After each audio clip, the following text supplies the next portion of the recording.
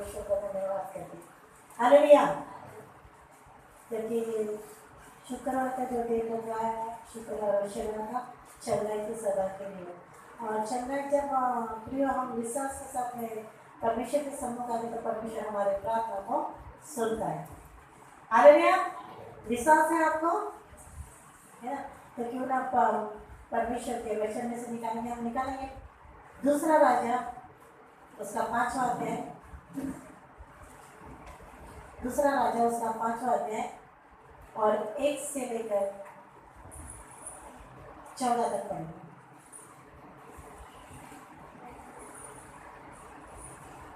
दूसरा राजा उसका 5वां अध्याय उसका 1 से लेकर 14 तक पढ़ेंगे। जिसको भी मिलता है कुछ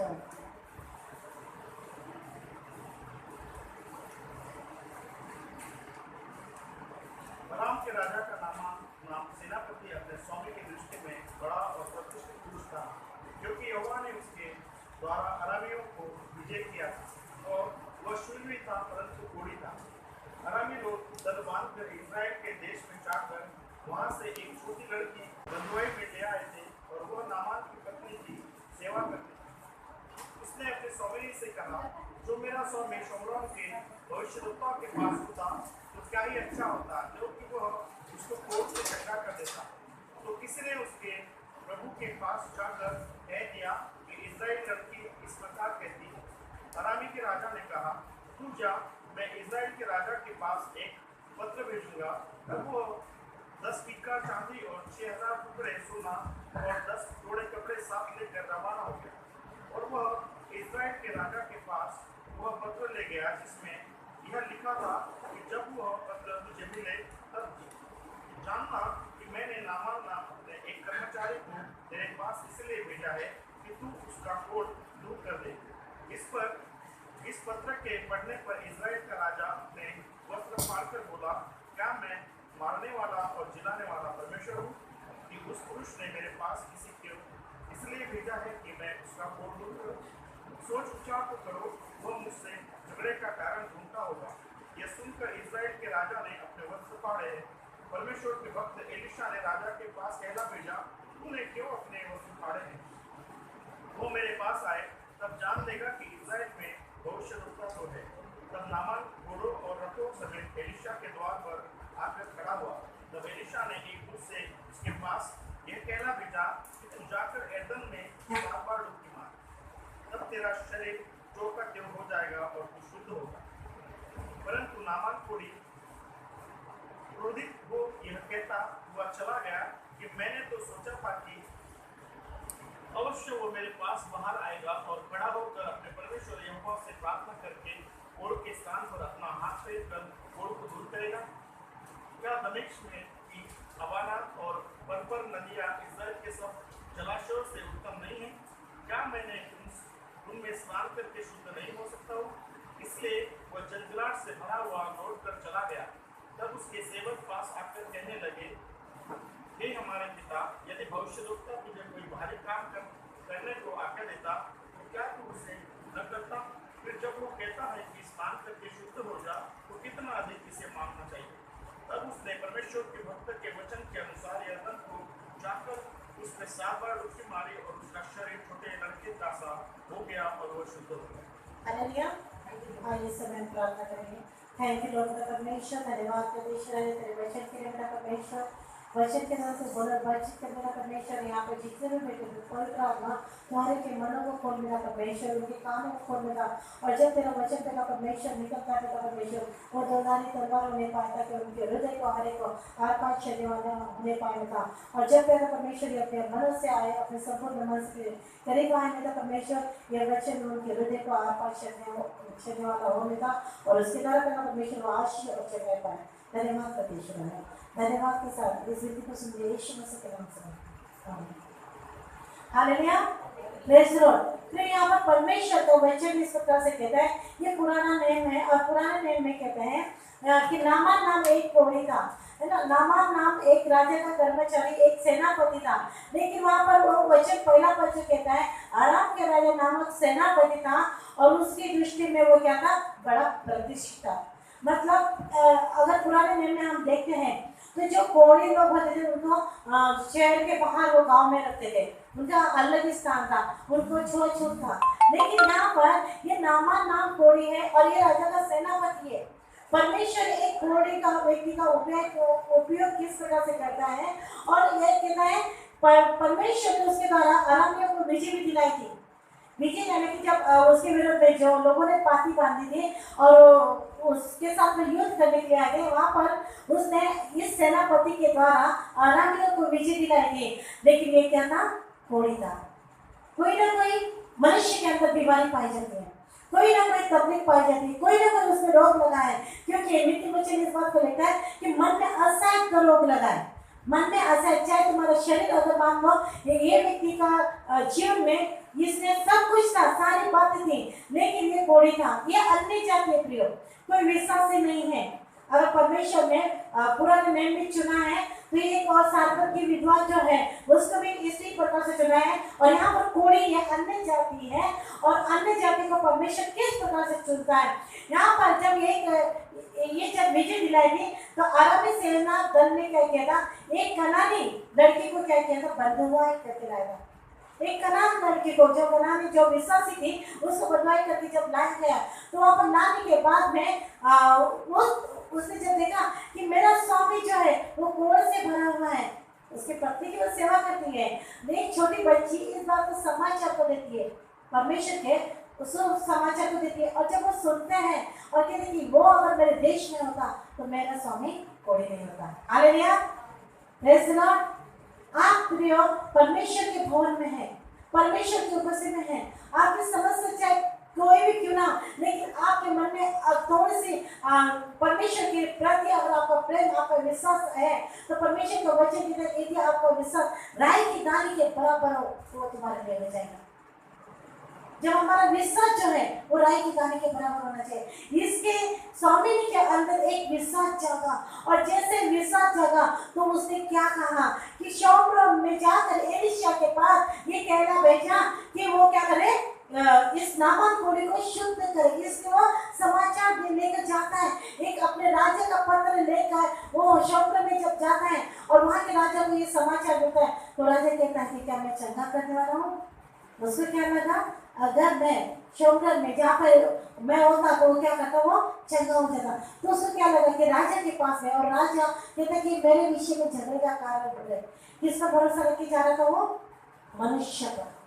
और परमेश्वर का वचन कहता है श्रापित है वो मनुष्य जो मनुष्य पर भरोसा रखता है।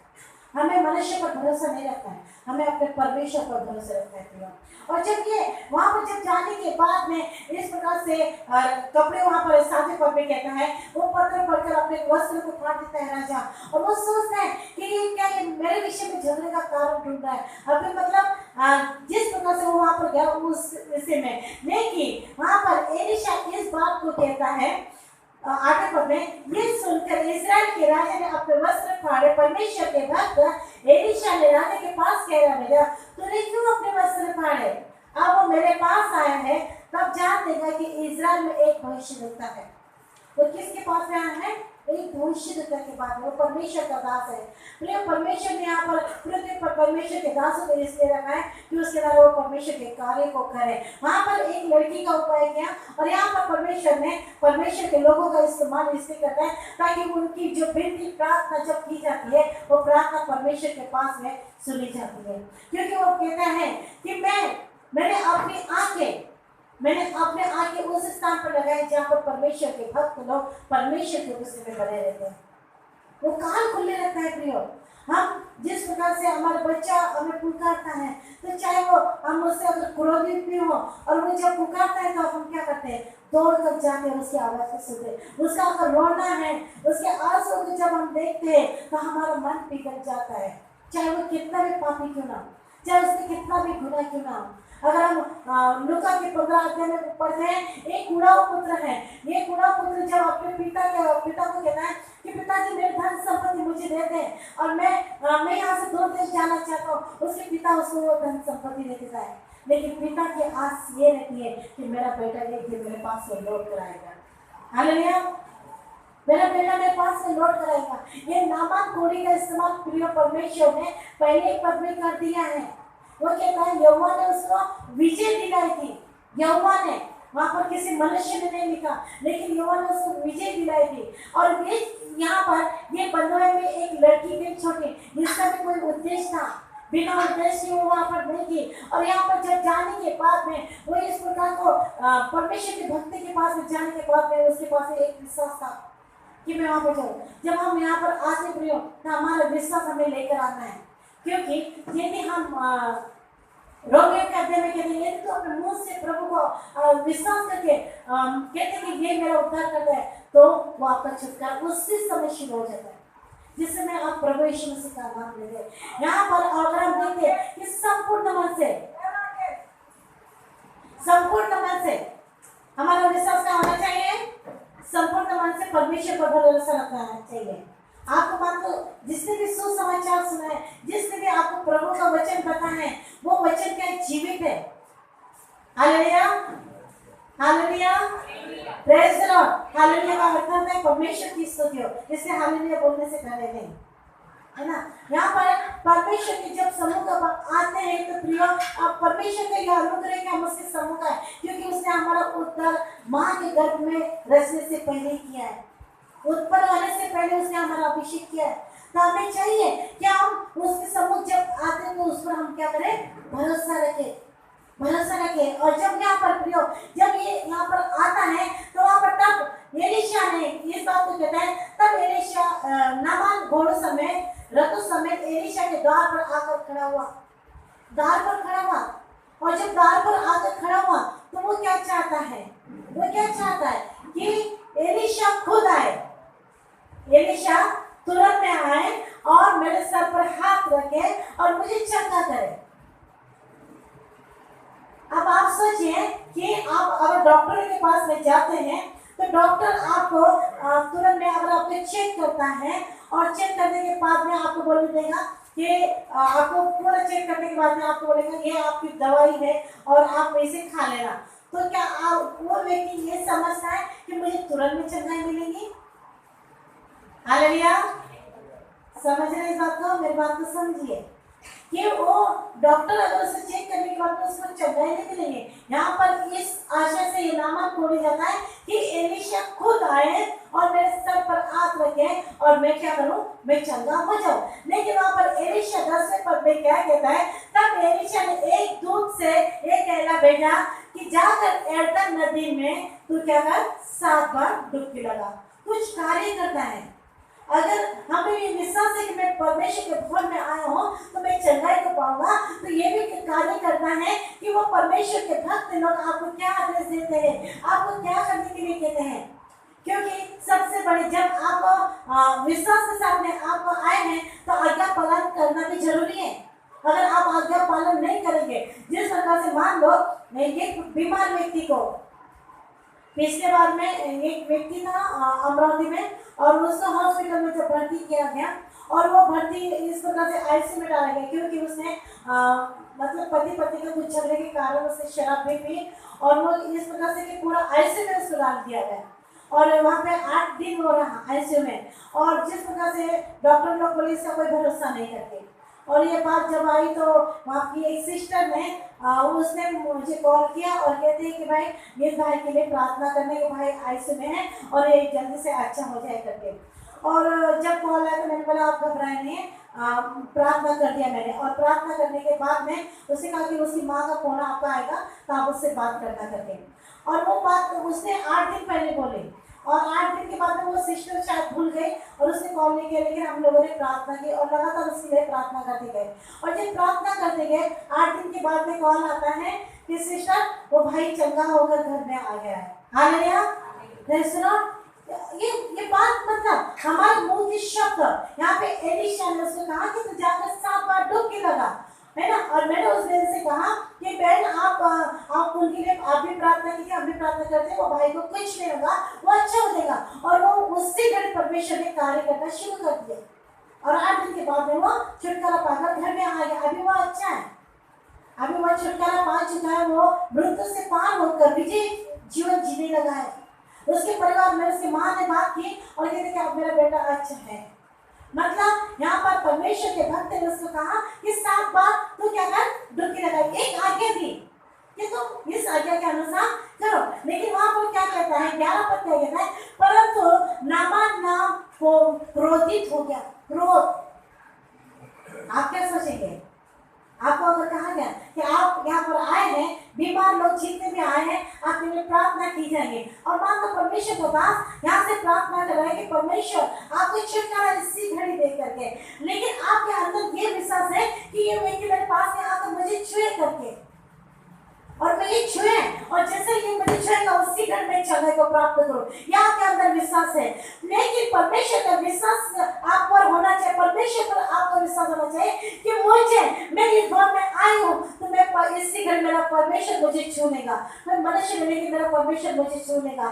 सांबरी स्त्री प्रियो, जिस समय में उसको 12 साल से लहू बह रहा था, और 12 साल से जब लहू बह रहा था तो उस समय उसने बहुत से वैद्यों के पास में बहुत से पैसों को खर्चा किया, बहुत से डॉक्टरों के पास में वो गई, लेकिन वो चंगाई को नहीं पा सके। लेकिन वचन कहता है कि जब उसके पास में परमेश्वर का वचन आया और उसने अपने मन में सोचा, क्या सोचा कि ये जो भीड़ जा रही है, इस भीड़ में यीशु कौन है, अगर मैं यीशु के वस्त्र को छू लूंगी तो मैं चंगाई को पाऊंगी। और जैसे ही वो भीड़ में से जब जाती है, और भीड़ में से जब जाती है तो वो उसकी आंचल को छू लेती है, आंचल को छू लेती है और अलग भी हो जाती है। वो सोचती है कि मैंने चंगाई को, जैसे वो वचन कहता है कि जैसे उसने यीशु मसीह के वस्त्र को छुआ वैसे उसने चंगाई को प्राप्त किया। वो विश्वास लेके गए प्रियो। ये नामान कोढ़ी क्या हो गया, वहां पर क्रोधित हो गया, क्रोधित। अरे मैं यहाँ पर इस उद्देश्य से आया था, मैंने सोने और चांदी को और बहुत से हजार टुकड़े वो सोना को लाया है भर के। अगर आप 5वें अध्याय में अगर पढ़ते हैं तो उसने बहुत सारी सामग्री लाई कि मैं ये नहीं जाकर उसको दे दूंगा, ये मुझे केवल घोड़ से चंगाई दे दी है। वो ये उद्देश्य क्या है कि मैं पैसे दूंगा और चंगाई को प्राप्त करूंगा, वो काम का नहीं है। आपका विश्वास आपके लिए जरूरी है, आपका विश्वास आपके लिए मायने रखता है। पहली बात आपका विश्वास, दूसरी बात आपके आज्ञाकारिता। आप आज्ञा कितना पालन करते हैं, कितने आप परमेश्वर के वचन को थामे रहते हैं, कितना आप, जब आपको बोला जाता है कि आप जाकर ऐसा ऐसा आपको करना है, अगर आप उस प्रकार से करते तो आपके लिए आज्ञा पालन है पूरा, और ऐसा करना बहुत जरूरी है। जब आप करोगे तो आपके लिए कार्य करना शुरू हो जाता है। Hallelujah, praise the Lord. यहाँ पर मतलब ये है कि जब आपने परमेश्वर का वचन के तहत गलतियों 5 अध्याय और उसका पहला पद, मसीह ने हमें स्वतंत्र के लिए स्वतंत्र किया है, सो इसी में स्थिर रहो। और वो कहता है कि जब उसने हमें स्वतंत्र कर दिया है तो हम फिर से उसमें ना जुटे। यहाँ पर केवल परमेश्वर के दास ने अपने मुंह से कहा कि तू जाकर 7 बार डुबकी लगा। लेकिन मैंने क्या सोचा, मैंने सोचा कि एलीशा मेरे पास आएगा, मैं राजा का सेनापति हूँ, मैं वो चीज का हूँ, ये मेरे पास में आएगा और ये मुझ पर हाथ रखेगा और मैं क्या हो जाऊंगा, चंगा हो जाएगा। प्रियो, वहां पर उस प्रकार से हमें नहीं करना है, लेकिन उद्धार केवल हमारे विश्वास के द्वारा होता है, छुटकारा केवल हमारे विश्वास के द्वारा होता है। अगर डॉक्टर ने आपको और भी औषधि, आपको दवाई गोली दी है और ये सब दिया है, लेकिन आप अगर वो दवाई अगर गोली तो कितने भी हजारों की क्यों ना खाए और आपके पास विश्वास नहीं है कि मैं चंगा हो जाऊंगा, तो आपके लिए कोई मायने नहीं है। Hallelujah, praise the Lord. प्रियो, यीशु मसीह इस बात की गवाही देता है लूका रचित सुसमाचार 4 अध्याय में, और उसका 24 से अगर आप 27 तक पढ़े तो वह कहता है, नामान कोढ़ी के अराबी में नामान कोढ़ी के छोड़ और सारपत की विधवा के पास में को छोड़, और वो किसी के पास में किसी को चंगाई नहीं मिली। वहां पर कोढ़ी लोग बहुत से थे, लेकिन उसने नामान कोढ़ी को चंगा क्यों किया? क्योंकि वहां पर एक विश्वास से बेटी को वहां पर भेजा गया, एक विश्वास से बेटी को वहां पर भेजा गया, और उसने ये बात अपने मन में नहीं छुपाई। आप जहां पर भी है, आप जहां पर परमेश्वर के वचन को जब देते हैं, तो जो व्यक्ति अगर सच में परमेश्वर के वचन को सुन लेता है और वो सुनकर वो वचन अपने हृदय में अगर लागू करता है, तो उसका जीवन उसी समय से बदलना शुरू हो जाता है, क्योंकि वचन क्या है? जीवित है। इब्रानियों में कहता है कि वो आर पार छेदने वाला है, आर पार छेदता है, गांठ गांठ को, गुदे गुदे को। जिस समय में परमेश्वर का वचन मेरे पास है कि क्या तू परमेश्वर पर विश्वास करेगी क्योंकि तुझे संतान नहीं है। तो तुझे संतान नहीं तो क्या तू विश्वास करेगी? मैं बोली हाँ। क्या तू बाइबल को पढ़ेगी? मैं बोली हाँ। पढ़ना नहीं है लेकिन हाँ क्या विश्वास के शब्द कार्य करना है। और फिर ये परमेश्वर ने वचन पढ़ने की सामर्थ्य मुझे दी जो कि मैं कुछ नहीं समझ सकी। परमेश्वर ने हमें इसलिए वैसे के अध्याय में कहता है कि वह हमें पूंछ नहीं लेकिन क्या बनाता है? सिर बनाता है। पूंछ कभी काम कर सकती है क्या? नहीं कर सकती, लेकिन सिर काम करता है, सिर ऊंचा रहता है। और इसके प्रिय परमेश्वर हमें क्या करता है? ऊंचे पर विराजमान करता है। यहाँ पर 15 पद में बहुत अच्छे से कहता है, 14 पद में तब उसने 12 पद, क्या दमिश्क में अवाना और पर्वत नदियां इज़राइल के सब जलाशयों से उत्तम नहीं है? मतलब ये बात इस समझने लायक है कि यरदन नदी है, तो यरदन नदी में क्या वहां पर मुर्दे को डाला जाता है? शायद, क्योंकि यहाँ पर वो इस बात को कहता है 12 पद में जलाशय से उत्तम नहीं है। तो इसका मतलब जो मर जाते थे उनकी राखों को वहां पर डाला जाता है। और वो ये सोचता है, नामान कोड़ी ये सोचता है कि मुझे इस राख में मुझे डुबकी लगाने के लिए मेरा यहाँ पर बदबू आती है, यहाँ पर दुर्गंध आती है, और मैं यहाँ पर डुबकी क्यों लगाऊं? परमेश्वर वहां पर महिमा अपनी लेना चाहता था आज्ञाकारिता के द्वारा। हालेलुया। प्रिय, परमेश्वर यहाँ पर महिमा लेना चाहता था, परमेश्वर अपने कार्य को करना चाहता था, क्योंकि वहां पर 12 पद इस बात को कहता है कि जलाशय से क्या उत्तम नहीं है। मतलब यरदन नदी में आप देखते कि नदियों में क्या करते हैं, लोग मर जाते थे उसके राख को डाल देते या कोई लाशों को बहा देते हैं, कोई जलाता नहीं तो लाशों को डाल देते हैं। इसका मतलब वहां पर दुर्गंध आ रही थी, और इसलिए वो इस बात से वो क्रोधित हो गया कि मुझे यहाँ पर 7 बार डुबकी लगाने के लिए बोला, ये यरदन नदी में जो गंदी है मेरी है और इसमें मैं डुबकी क्यों लगाऊं? उससे अच्छा तो वहां पर वो नदियों के नाम बता रहा है, क्या अबाना और पर्वत नदियां नहीं है इस्राएल में? और भी नदियां हैं वहां पर, क्या मैं डुबकी नहीं लगा सकता था? वहां पर मैं चंगा नहीं हो सकता था? इसलिए यरदन में क्यों बोला? लेकिन परमेश्वर का वहां पर एक और उसका जो चेला है उस बात पर कार्य करता है प्रियो। और वो 13 पद में कहता है, तब उसके सेवक ने पास आकर उससे कहा, हे हमारे पिता, यदि भविष्य तक का तुझे कोई और भारी काम करने की आज्ञा देता तो क्या तू नहीं करता? है ना? अगर भारी काम करने की कोई आज्ञा तुझे देता तो क्या तू वो नहीं करता? तो इसलिए अगर तू 7 बार अगर डुबकी लगाए तो तेरा क्या जा रहा है? क्या जा रहा है? आपको कुछ जा रहा है। आपको अगर कहा कि भाई आप बीमार है तो आप बोलिए कि यीशु के कोड़े खाने के बाद मैं चंगा हो गया हूँ, या पहला पत्रस 2:24 के अनुसार कि मैं उसके कोड़े के खाने के द्वारा चंगा हो गया। पुराने समय में आज्ञाओं को मानते थे, आज नए समय में यीशु मसीह के द्वारा हमें छुटकारा मिला है, लेकिन आज हम वचन भी नहीं पढ़ते हैं, वो परमेश्वर के वचन को भी अपने जीवन में लागू नहीं करते हैं, हम संदेह करते हैं। और इसलिए वो कहता है कि संदेह करने वाला व्यक्ति समुद्र की लहरों के समान है। समुद्र की लहरें कैसी होती है? आती है और जाती है, आती है और जाती है। हमारा विश्वास उस प्रकार से करते हैं प्रियो। हमें हमारा विश्वास ऐसा नहीं बनाना है, हमारा विश्वास ऐसा बनाना है कि जो मजबूती के साथ हो। इसलिए वहाँ पर याकूब के अध्याय में कहता है वो व्यक्ति के विषय में जिसने अपना घर बालू पर बनाया है, वहाँ पर लहरें आती है और टकराती है और गिर जाती है, लेकिन जिसने अपना घर अगर चट्टान पर बनाया है यानी विश्वास पर बनाया है, उस पर चाहे लहरें कितनी भी आए, आंधी कितनी भी आए, क्योंकि समान आता है, एक समान ही। अगर बारिश हो रही है तो विश्वास के ऊपर भी होती है, अविश्वास के ऊपर भी होती है। तूफान आता है अविश्वास के ऊपर आता है, अविश्वास के ऊपर आता है। आज जो परिस्थिति है, आज जो भारत देश में, पूरे विश्व में, भारत देश में पूरे विश्व में जो समस्या है, जो कोरोना वायरस है, क्या एक ही देश पर आया है या अविश्वास के ऊपर ही आया है? विश्वास से बढ़ गया। लेकिन प्रिय, परमेश्वर का ये धन्यवाद हो कि परमेश्वर ने ये कोरोना वायरस से हमें बचाया है। ये परमेश्वर की महाकरुणा का फल है। हम मिट नहीं गए हैं। विलाप गीत में कहता है कि हम मिट नहीं गए हैं, ये यहोवा के महाकरुणा का फल है कि हम यहाँ पर सुरक्षित पाए गए।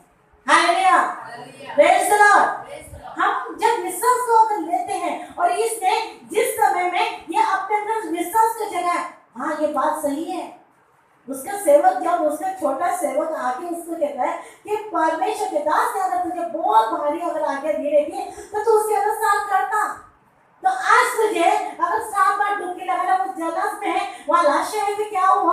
बहता पानी, लेकिन तू जाकर 7 बार डुबकी लगा ले।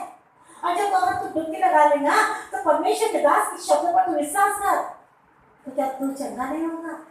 और उसके अंदर एक विश्वास आता है, क्योंकि सुनना कहाँ से होता है? मसीह के वचन से होता है। जब आप सुनते तो आपके अंदर विश्वास आना चाहिए।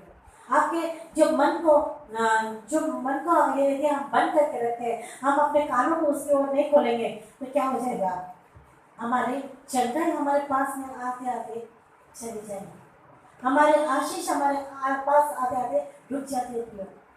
और यहाँ पर जब वो इस बात को, आज्ञा को मानता है, तो तब हो जाता है 14 पद में वो कहता है, तब उसने परमेश्वर के भक्त के वचन के अनुसार यरदन में जाकर 7 बार डुबकी लगाई।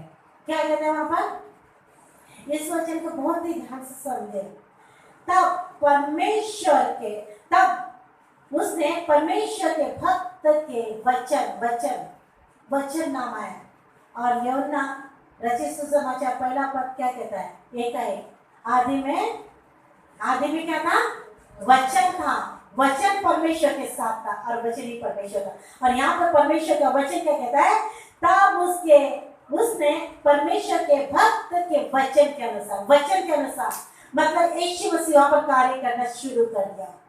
वो वचन प्रियो जो आगे जो है वो वचन को कहलाती है। और जैसे ही उसने उस कार्य को किया और वचन को उसने अपने जीवन में ले लिया, और जैसे वचन को उसने अपने जीवन में लिया, उसने जाकर यरदन में 7 बार डुबकी लगाई। 7 बार डुबकी लगाई। आज लोग कहाँ पर जाते हैं? गंगा में स्नान करने के लिए जाते हैं। क्या करने जाते हैं? पाप धोने के लिए। लेकिन उससे पाप नहीं धोते, क्योंकि असत्य रोग कहाँ है? मन में है। तो ऊपर से हम कितना भी लाएंगे तो साफ होगा क्या? नहीं, अंदर में असत्य रोग लगा है। और इसलिए पहला यूहन्ना 1:7 में क्या कहता है? यदि तुम अपने पापों को मान लो, है ना, तो यीशु का लोग सब पापों से तुम्हें शुद्ध करने में आदमी विश्वास योग्य है। उसने अपने पापों को मान दिया प्रियो। अगर वहां पे उसने 13 पद तक उसने कोई बात नहीं माना, लेकिन 14 पद में उसने अपने पापों को मान लिया। और पापों को मानने के द्वारा उसने क्या किया? 7 बार डुबकी लगाई। पहली बात हम विश्वास करना है, दूसरी बात हमें वचन के, परमेश्वर की आज्ञा को मानना है, तीसरी बात हमारे पापों को हमें मान लेना है। और जब इसने अपने पापों को मान लिया, उसने 7 बार परमेश्वर के सामने, परमेश्वर के वचन के अनुसार उसे 7 बार डुबकी लगाई। तो उसका वचन क्या कहता है? 14 पद इस बात को कहता है, और उसका शरीर छोटे से लड़के के समान, जो कतो जैसा छोटा बच्चा रहता है, कोमल उसके हाथ पे रहते हैं, उसके समान उसका शरीर हो गया। प्रियो, परमेश्वर का वचन कभी झूठा नहीं कहता है। जैसे कमान से निकला हुआ तीर, जब तीर जो निकलता है तो वो निकल कर क्या आ जाता है? जहाँ पर उसको मारा रहता है वहां पर वो चला जाता है और वो अपना कार्य करता है, लेकिन लौट कर नहीं आता है। उसी प्रकार से परमेश्वर ने वर्षा को, जब वर्षा होती है तो जैसे ही वर्षा भूमि पर होती है तो क्या ऊपर उठ जाती है? नहीं, लेकिन वो भूमि को सींचती है, भूमि पर गिरती है और वो सींचती है, और वहां से वो फल उग जाती है। मतलब वो खेती को जो भी अन्न लगाया जाता है, जो भी पेड़ पौधे लगाए जाते हैं, उसको वो फलवंत करती है। उसी प्रकार से ये परमेश्वर का वचन जब हम अपने हृदय में, अपने जीवन में लेते हैं तो ये कार्य करता है। नामान ने जब इस बात का पश्चाताप किया और पश्चाताप करके वो यरदन में 7 बार डुबकी लगाया। उसके पहले उसके अंदर क्रोध था। क्रोध एक मनुष्य की ओर से नहीं, शैतान की ओर से आता है। क्रोध हमें दिलाता है, शैतान दिलाता है, जिसके कारण हम नफरत करते हैं, ईर्ष्या करते हैं, डाह करते हैं। ये सारी बातें शैतान की ओर से होती है। लेकिन यहाँ पर प्रियो, जैसे उसने जाकर, हाँ मेरी से गलती हो गई, अब जैसे परमेश्वर के भक्त ने मुझे कहा है, मैं क्यों ना 7 बार डुबकी लगाऊं, और परमेश्वर मेरे जीवन में कार्य करेगा, क्योंकि वो वचन क्या था? जीवित था, और वचन ने वहां पर जीवित कार्य किया प्रियो। और यहाँ पर हम देखते हैं कि परमेश्वर के वचन के अनुसार अगर हम करते हैं तो हम चंगाई को पाते हैं। और चंगाई प्रियो सोने चांदी से नहीं, लेकिन ईश्वर के बहुमूल्य रक्त के द्वारा है। Hallelujah, praise the Lord. इसलिए प्रियो, हमें चाहिए परमेश्वर का अनुग्रह हमें से हर एक के साथ में है, हमें से हर एक के साथ में। ऐसा नहीं कि परमेश्वर हमें छुड़ाए तो आपको नहीं छुड़ाएगा, लेकिन आपका विश्वास बना रहना चाहिए। हो सकता है एक उदाहरण, अब्राहम का जो है 75 साल का था, ये बात हम सब जानते हैं, लेकिन फिर से मैं इस बात को दे रही हूँ क्योंकि अब्राहम 75 साल का था और उस परमेश्वर कहता है 12 पद में, उत्पत्ति का 12 पद में वो कहते हैं कि अपने जन्मभूमि में अपने परिवार को तो छोड़कर मेरे मेरे पीछे हो ले, जहाँ पर मैं लेके जाना चाहता हूँ। और अब्राहम इस बात के अनुसार करता है, इस वचन के अनुसार करता है, आज्ञा को पालन करता है। जब वहां से निकलता है तो निकलने के बाद में भी उसको कोई संतान नहीं होती। वो बोलते मैं तेरी संतान तारा करके समान करूंगा। 75 साल की उम्र में कहता है कि मैं तुझे संतान दूंगा। और वो उस बात को वो प्रतिज्ञा उसके साथ जो की उसको वो पकड़ लेता है, वो पकड़ लेता, छोड़ता नहीं। और जब वो इस बात को लेकर जब चलता है तो वहां पर वचन इस प्रकार से कहता है कि 22 पद में उसको 18 पद में उसको वो कहता है कि अगले ऋतु में मैं तुझे क्या करूंगा, आशीष दूंगा। 18 पद उत्पत्ति का। और वहां पर वो 3 स्वर्गदूत आते हैं, उसकी वो पौने करते हैं, लेकिन तब तक भी उसके पास संतान नहीं है प्रिय। वो 99 का हो जाता है। कितना? 99। कितने साल हो गए? मतलब 24 साल। 75 साल का था जब वो वहां से पिता के घर से गया, लेकिन वहां पर 24 साल वो बीता थे, उसको संतान नहीं मिली। फिर भी वो किससे भरोसा रखता है? परमेश्वर पे, कि परमेश्वर मुझे देगा, क्योंकि मेरे परमेश्वर ने मुझसे वादा किया है और मेरा परमेश्वर कभी झूठ नहीं बोलता, क्योंकि सत्य का परमेश्वर है। इसलिए वो कहता है कि सत्य को तुम जानेंगे और सत्य तुम्हें स्वतंत्र करेगा। यदि तुम सत्य को जानकर भी अगर उसके अनुसार नहीं करते हो तो क्या करता है?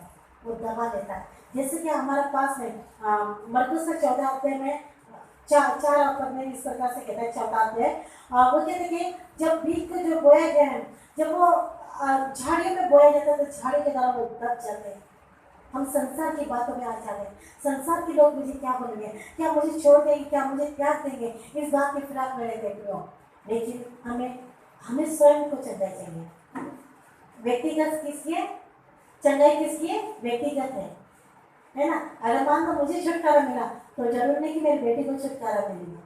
छुटकारा किसका है? व्यक्तिगत है। व्यक्तिगत हमें छुटकारा लेना है। और यहाँ पे अब्राहम ने उस प्रतिज्ञा को अपने जीवन में लागू कर दिया, और जैसे उसने ये अपने जीवन में लागू कर दिया तो ये वचन कहता है कि वह जब 100 साल का हो गया, 99 का जब हो गया, तो परमेश्वर ने उसकी स्तुति दी और उसको पूरा 100 साल के इसमें एक संतान हो गया और उसका नाम इसहाक रखा। Hallelujah, praise the Lord. क्या परमेश्वर बहरा था? क्या वो तुरंत में उसको 75 साल की उम्र में संतान नहीं दे सकता था? दे सकता था, लेकिन क्यों? ये कोड़ी को तुरंत में चंगाई मिल सकती थी, लेकिन तुरंत में क्यों मिली? जब उसको सुसमाचार सुनाया गया तो उसको मान लो उसको तुरंत में चंगाई मिल सकती थी, लेकिन उसको कार्य करना जरूरी था। उसको सबसे पहली बात परमेश्वर के आज्ञा का पालन करना जरूरी था। दूसरी बात, उसको अपने पापों से पश्चाताप करना जरूरी था, क्योंकि वो वहां पर कहता है कि शूरवीरता उसके द्वारा बड़े बड़े उसके राज्य को जीता है, तो इसका मतलब उसके अंदर घमंड था। उसने अपने को नीचा नहीं करना चाहा। यहाँ पर वो ये सोचता है ना कि एलीशा मेरे पास में आकर मेरे सर पर हाथ रखे, मतलब घमंड था। लेकिन जिस समय उसने अपने आप को नीचे किया, शून्य किया, तब जब परमेश्वर ने उसको चंगाई दी। Hallelujah, praise the Lord. प्रियो, हमको भी परमेश्वर चंगाई देना चाहता है, परमेश्वर हमें छुटकारा देना चाहता है, लेकिन हमारा विश्वास हमारे परमेश्वर को हो, और परमेश्वर जो जीवन बताता है वो हमें सारी आशीष से क्यों ना देना। परमेश्वर इस वचन के द्वारा आप सबको आशीषित करें। Hallelujah, praise the Lord.